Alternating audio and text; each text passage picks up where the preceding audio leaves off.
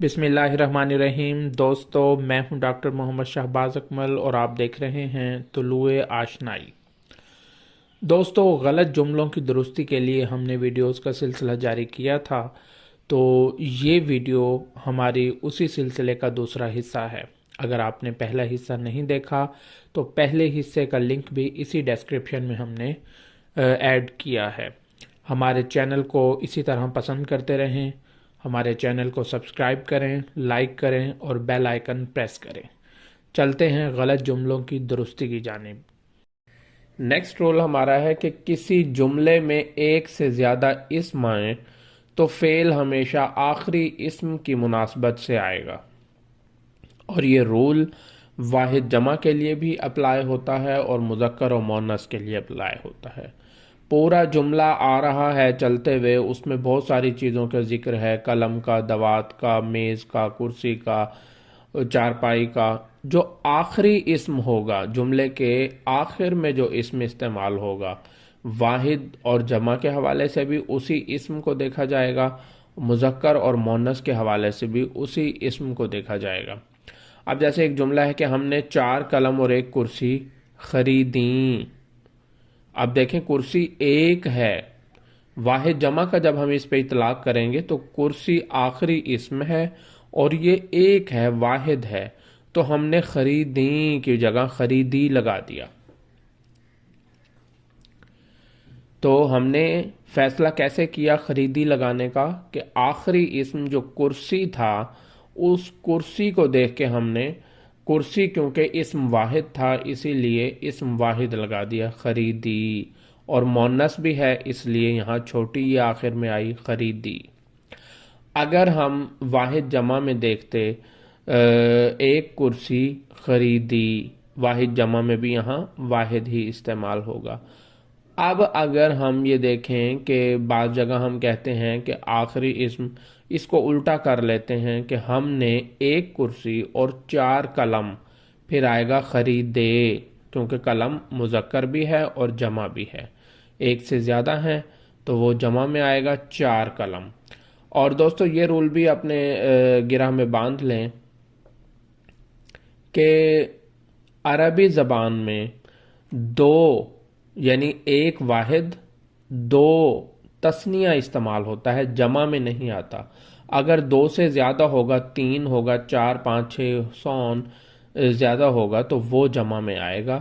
اگر 2 اشیاء ہوں گی وہ جمع میں نہیں آئیں گی بلکہ تثنیہ میں آئیں گی، لیکن اردو میں وہ جمع ہی شمار ہوں گی۔ نیکسٹ رول ہمارا ہے جی، ہم آواز الفاظ کے املا کا خیال رکھیں جو متن کی مناسبت سے ہو، اور یہ تو بہت کامن جملوں میں آتے ہیں ایسے ہم آواز الفاظ کہ جن کو پہچاننا آواز کے حوالے سے تو بڑا مشکل ہو جاتا ہے، لیکن جب ہم ان کا املا دیکھتے ہیں تو ہمیں پتہ چل جاتا ہے۔ اچھا، ایک تو املا سے پتہ چل جاتا ہے، اور دوسرا وہ جو ہم جملے کا بیک گراؤنڈ دیکھتے ہیں اس کے حوالے سے بھی پتہ چل جاتا ہے کہ کس کے متعلق بات ہو رہی ہے۔ اب بیوی اور خاوند کی جدائی کے حوالے سے جب بات ہو رہی ہے تو کیا آئے گا وہاں؟ یعنی جائیداد سے آگ کرنے کی بات ہو رہی ہے، نکالنے کی بات ہو رہی ہے، تو وہاں کون سا آگ آنا چاہیے؟ اور کسی اگر پودے پیڑ کی بات ہو رہی ہے، اس کا نام آک ہے، تو پھر کون سا آک آنا چاہیے؟ تو آپ نے یہ جملے میں علیحدہ کرنا ہے۔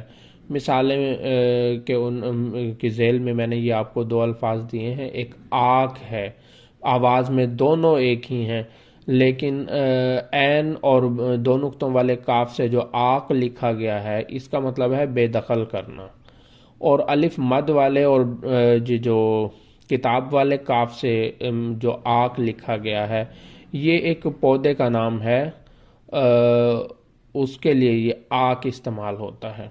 جیسے ہم کہتے ہیں آک کے پتے جس میں سے دودھ نکلتا ہے، ویران جگہوں پہ یہ پودا پایا جاتا ہے۔ اسی طرح دوسرا لفظ ہے جی بے باک۔ اب باک جو ہے، جو کتاب والے کاف سے لکھا جاتا ہے باک، اس کا مطلب ہوتا ہے ڈر، اور اگر بے باک لکھ دیا گیا ہے، حرف نفی ساتھ شامل کر دیا ہے، اس کا مطلب ہے نہ ڈرنے والا۔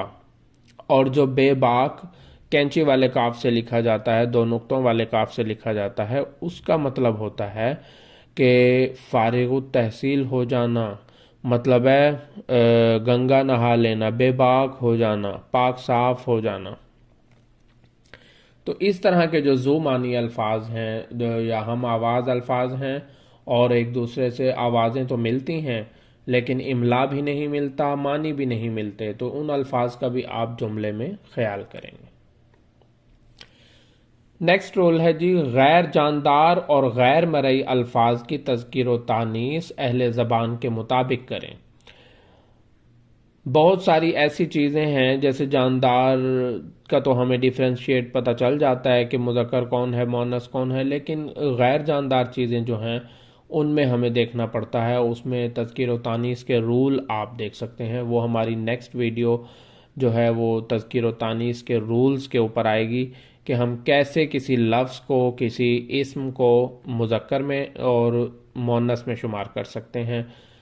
تو یہ رول آپ نے دیکھنے ہوں گے، لیکن غیر جاندار اور غیر مرئی الفاظ کی جب آپ تذکیر و تانیث کرتے ہیں تو وہ اپنی طرف سے نہیں بلکہ اہل زبان کے مطابق کرنی ہوگی۔ بہار ہمیشہ مؤنث استعمال ہوتی ہے تو بہار آیا غلط ہوگا بلکہ بہار آئی صحیح ہوگی۔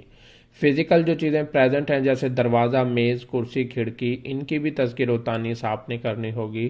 مثال میں نے گلدان کی مثال لی ہے کہ گلدان رکھی، یہ غلط ہوگا کیونکہ گلدان مذکر کنسیڈر ہوتا ہے، تو گلدان رکھا۔ یعنی آپ نے جملے میں ان چیزوں کی جو غیر جاندار اور غیر مرئی ہیں ان کی مذکر تذکیر و تانیث کا بھی خیال رکھنا ہوگا۔ نیکسٹ ایک ہمارا مسلم رول ہے، وہ یہ ہے کہ محاورہ اگر آپ کے جملے میں کہیں استعمال ہو، روزمرہ کہیں استعمال ہو، ضرب المثل کہیں استعمال ہو، تو اس میں بھی آپ نے کسی قسم کی تبدیلی نہیں کرنی۔ یہ جو محاورے روزمرہ ہوتے ہیں یہ اہل زبان ہی اس کو پیدا کرتے ہیں اور اہل زبان کے مطابق ہی ہمیں بولنا چاہیے۔ دوستو، اہل زبان سے مراد یہ ہے کہ وہ لوگ جو زبان پر قدرت رکھتے ہیں اور اس کو صحیح معنوں میں اپنے عام بول چال کی زندگی میں اس کو استعمال کرتے ہیں اور وہ ٹکسالی زبان سمجھی جاتی ہے۔ مثال ہم لیں گے ایک محاورہ روزمرہ اور ضرب المثل میں۔ آپ دیکھیں کہ ہر دن، آئے روز، یہ دو روزمرہ ہیں جو کامن ہمارے غلط ہوتے ہیں، تو یہ کیسے صحیح ہوں گے؟ ہر دن، یہ روزمرہ، اب دیکھیں ہر کے ساتھ دن استعمال نہیں ہوتا بلکہ ہر روز استعمال ہوتا ہے۔ اور آئے روز، یہ ٹھیک ہے، آئے روز یعنی آئے کے ساتھ پھر روز استعمال نہیں ہوتا، آئے کے ساتھ دن استعمال ہوتا ہے، یعنی ہر روز، آئے دن، یہ دونوں روزمرہ ٹھیک ہیں اور اس کے الٹ غلط ہوں گے۔ فعل رونا، اب دیکھیں مچانا جو ہے نا ہم نے رونا سے بدل دیا تو یہ غلط ہو گیا۔ جب تک آپ اسی طرح فعل مچانا نہیں لکھیں، یعنی جھوٹ موٹ کا رونا، فعل مچانا، تو جب تک آپ فعل مچانا نہیں لکھیں گے یہ غلط ہوگا۔ اسی طرح بہت سارے ضرب الامثال ہیں، مثال کے طور پر آسمان سے گرا انار میں اٹکا، تو آپ کو یہ خیال رکھنا پڑے گا کہ یہاں صحیح لفظ کیا ہے، تو آسمان سے گرا کھجور میں اٹکا۔ یہ میں نے ایک سمپل سی مثال آپ کو سمجھائی ہے۔ نیکسٹ ہمارا رول ہے جی، احترام کے القاب کے ساتھ مرحوم لگانا بھی ٹھیک نہیں۔ اب آپ کسی کو جو کوئی فوت ہو گیا ہے، ظاہر ہے اس کے ساتھ مرحوم تو لکھنا ہے آپ نے، تو اس کے ساتھ پھر یہ احترام کے القاب و آداب یہ آپ نہیں ساتھ لگائیں گے، جیسے علامہ اقبال صاحب مرحوم یا محترم علامہ اقبال مرحوم، ایسے نہیں لکھیں گے آپ نے لکھنا ہے مولانا ظفر علی خان مرحوم، بس مرحوم آپ لکھ دیں گے، اس کے ساتھ صاحب، محترم، جناب یہ لگانا ٹھیک نہیں۔ پھر کچھ ایسے ہیں مطابقتوں والے جو الفاظ ہیں اس کو بھی غلط جملوں میں آپ نے تلاش کرنا ہے۔ چونکہ ہے، اب بہت ساری جگہ غلط جو جملے ہوتے ہیں اس میں چونکہ کے ساتھ یہی وجہ ہے، اسی طرح کے الفاظ استعمال کر لیے جاتے ہیں جو کہ زبان کے حوالے سے ٹھیک نہیں۔ چونکہ کے ساتھ ہمیشہ اس لیے ہی لگے گا، اور جوں جوں کے ساتھ توں کا لفظ ہی استعمال ہوگا۔ جوں جوں کے ساتھ ویسے ویسے کا لفظ استعمال نہیں ہو سکتا، جیسے جیسے کے ساتھ ہمیشہ ویسے کا لفظ ہی استعمال ہوگا۔ یہ جو ایسا جملہ جس کے دو حصے ہوں، پہلا جوں جوں سے شروع ہو رہا ہے تو دوسرا توں سے شروع ہوگا۔ پہلا اگر چونکہ سے شروع ہو رہا ہے تو دوسرا اس لیے سے شروع ہوگا۔ پہلا اگر جیسے جیسے سے شروع ہو رہا ہے تو دوسرا ویسے ویسے سے شروع ہوگا۔ اس کی مثال بھی میں نے ایک جملے سے دی ہے کہ آپ دیکھیں کہ چونکہ وہ یتیم تھا اس لیے اپنے باپ کو اسکول نہ لایا، یعنی چونکہ جو جملہ شروع ہو رہا ہے وہاں آپ کو یہ حقیقت بتا رہے ہیں، اور اس حقیقت کو ایکسپلین یا اس کی وجہ کو ایکسپلین کرنے کے لیے اس لیے کا لفظ لگا رہے ہیں۔ چونکہ وہ بیمار تھا اس لیے اسکول سے غیر حاضر تھا، تو آپ نے وجہ بتائی۔ اسی طرح جوں جوں مرض بڑھتا گیا توں اس کی موت قریب آتی گئی۔ اچھا، جیسے جیسے پودا بڑا ہوتا گیا ویسے ویسے درخت کی صورت اختیار کرتا گیا۔ تو اس طرح کے مطلب آپ نے یہ جو جملے ہیں ان کے دونوں حصوں میں پہلے کون سا آئے گا، اگر ہم ان کی ترتیب بھی خراب کر دیں گے کہ اس لیے کو پہلے اور چونکہ کو بعد میں لے آئیں گے تو بھی جملہ غلط تصور ہوگا۔ پھر اکثر جملوں میں اور اشعار میں بھی یہ لفظ استعمال ہوتا ہے مبادا۔ مبادا کا مطلب اصل میں ہوتا ہے کہ ایسا نہ ہو، خدا نہ کرے ایسا نہ ہو، یہ ان معنوں میں مبادا کا لفظ استعمال ہوتا ہے۔ تو یہاں جو رول ہے وہ یہ ہے کہ مبادا جہاں استعمال ہو جائے، مبادا کے بعد اس جملے میں پھر نہ کا لفظ آپ نے نہیں لگانا۔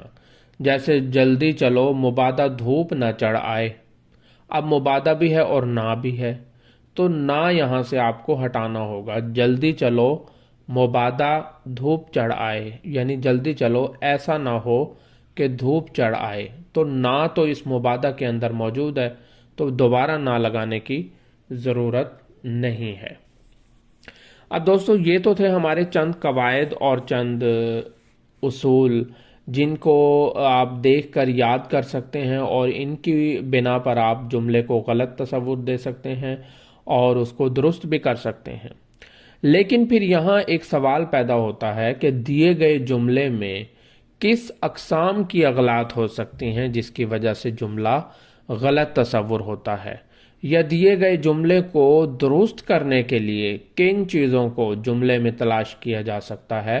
دونوں سوال ایک ہی مفہوم رکھتے ہیں، تو میں نے آپ کی آسانی کے لیے جو کہ آپ جس کے مفہوم کو بھی صحیح سمجھ سکیں یہ دونوں سوال آپ کے سامنے رکھ دیے ہیں۔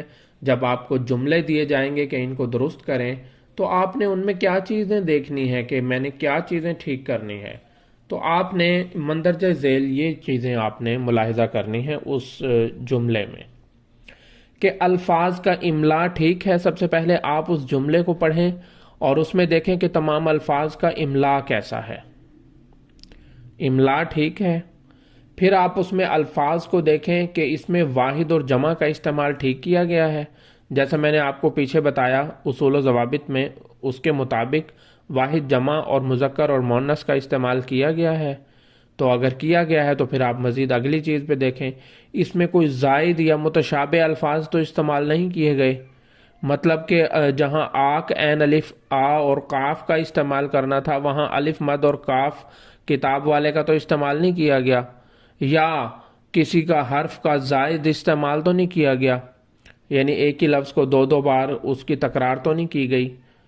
اسی طرح امالہ کا استعمال بیجا تو نہیں کیا گیا، جیسے میں نے آپ کو اصول میں بتایا کہ احترام کے معنوں میں امالہ استعمال آپ نہیں کریں گے، تو وہاں امالہ کا تو غلط استعمال نہیں کیا گیا۔ اگر یہ بھی ٹھیک ہے پھر آپ آئیں گے عطف کی واو دو غلط ہندی اور عربی فارسی کے ساتھ تو عطف کی واو استعمال نہیں کی گئی، یا اضافت تو استعمال نہیں کی گئی ہندی کے ساتھ، تو یہ بھی اگر ٹھیک ہوں تو پھر آپ نے مطابقت کو دیکھنا ہے۔ مطابقت میں کیا ہے، یہی چونکہ اور اس لیے والے الفاظ دیکھنے ہیں، جوں جوں اور توں والے دیکھنے ہیں کہ یہ کوئی غلط سیریز میں استعمال تو نہیں ہوئے۔